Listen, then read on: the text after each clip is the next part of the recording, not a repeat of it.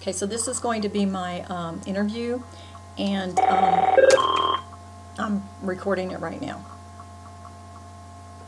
This is Donna. Hi, Donna. I'm Betty from Express Scripts, and I'm going to be conducting your telephone interview today. So to start out with, tell me a little bit about yourself. Okay, hi Betty. Well, okay, let's see. I am currently a manager with Anthem. I have a team of 20 associates onshore that I manage, and I actually have 19 offshore associates in the Philippines. I actually manage two separate teams. The one team is a cash team, and we process cash refunds, and we work really closely with the finance department to make sure that the accounts are balanced. And then the second team is a report or a chasing team, and what we do is we make sure that all the files are balancing between the other Blues plans, and we actually chase the inventory that's aged so that we can get it reconciled quickly. Okay, great. Okay, tell me about your past work experience. Okay, well, I began my career in the health field working in an ophthalmology office. Prior to that, I had taken a course in medical office procedures, and then I was hired in an ophthalmology office, and in that office I was in charge of filing and collecting insurance claims. And then from there I moved to a urology clinic where I managed a staff of 8.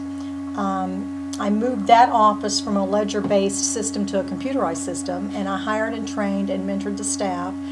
And I was responsible for transcribing medical records and filing insurance claims there as well. And then from there I moved to a company where I trained a medical software billing package nationwide. And after that position, let's see, that's when I began my career with Anthem Blue Cross and Blue Shield.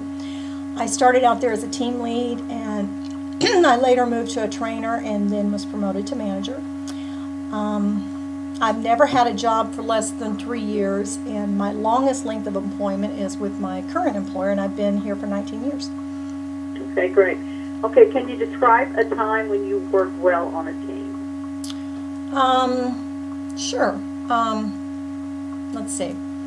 Well, the company that I worked for, we switched computer systems in 2006, and they made a decision to revert to a DOS-based program. We were currently using a Windows-based program. And that decision was made primarily from financial needs, and also because the DOS-based program was owned by the company, and they could develop and improve upon the company because they had the IT personnel to do that. Whereas the Windows-based program was much more user-friendly, the development opportunities weren't as prevalent in the long run. So we were tasked with a sorry, a little nervous here. We were faced with a lot of challenges with that transition. Production began to fall further and further behind. The company was in danger of losing millions of dollars as a result of the struggles that we were going through. So we were tasked to bring the production in line with the company goals within a 3-month period. So the management team that I worked with, we met to brainstorm and to find the best way to reduce the inventory. And we decided the best way would be to divide up the different parts of the inventory, and each one of us would take ownership for one piece to bring it under control. And then we also requested additional overtime and incentives to offer the employees to get them to work the extra hours. So it took us about, well, right at the 3 months, but we were able to bring the inventories back within the company guidelines, and my management team that I worked with, we actually received a real nice bonus for the work that we did. And I was especially proud of the way that we came together as a team, and we found a solution to a really large problem that was having a significant impact for the company. Okay, great. Well, can you tell me about a time when you had too many things to do and you had to prioritize your tasks? Oh, wow. That's on a day-to-day basis.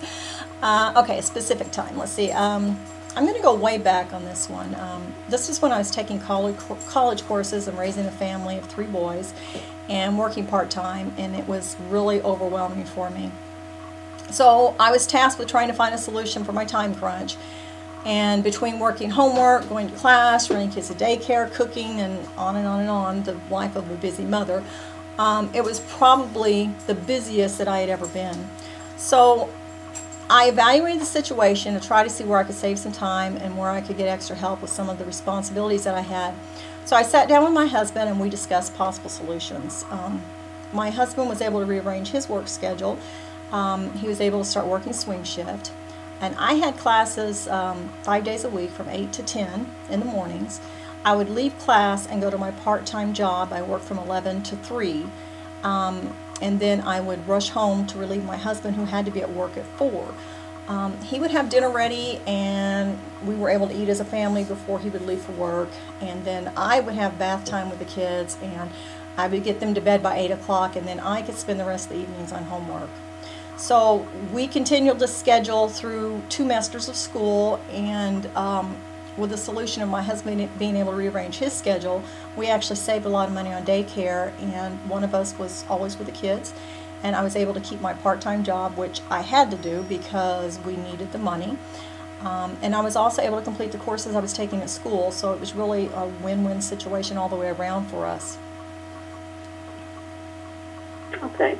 And can you tell me about a time when you had to go above and beyond the call of duty, and how did you handle that situation? Well, let's see, I'll go back to the situation where the company reverted to that older system, and our inventories were so high. When I was evaluating the section of inventories that I was responsible for, I actually found a macro that would go in and automatically process about 60% of the inventory. So this macro had to be ran after production hours for the staff. So I put in my full day at work, and I would go home and take my PC, and I would run the macro after hours. And the way the macro was set up, it had to start and stop about every 2 hours. So I had to run this throughout the night, and I would set up my alarm and get up every 2 hours to check the status and to restart the program. So as a result of that macro, my assigned inventories came down faster than anyone else's did. I actually received a very nice individual bonus, and I received recognition from my director and also from the VP of the company. Great. Okay, can you tell me about a time when you worked effectively under pressure? Okay, deadlines. Hey, I have to meet these all the time. I actually work better under pressure. Let's see, a specific situation. Okay, well, a few weeks ago I had to prepare a report for my director, and I had 2 hours to get it done, and there was a lot of research that needed to be done before I could give her accurate details.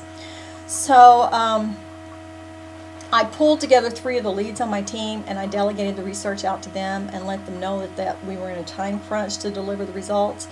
So as a result of delegating and getting the extra resources that I needed to help me, I met the deadline, and my director was also able to meet her deadline. So it worked out well.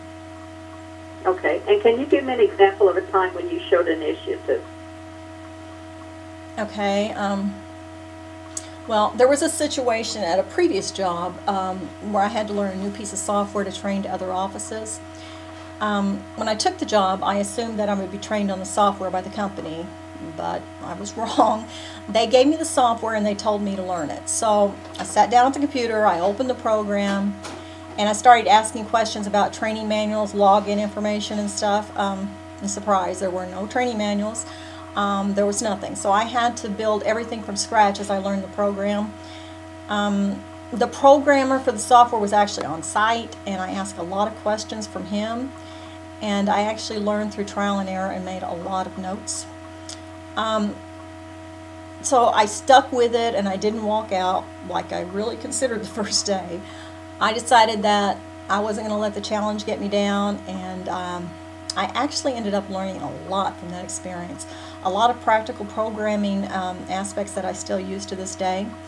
I researched and learned how to write training manuals, and I was successfully able to go nationwide training the program to multiple doctors' offices. All right. And Donna, is there anything else you would like us to know? Well, you know, I've been really blessed to have the opportunities in the career that I've had. I love learning new things. There's nothing that excites me more than a challenge.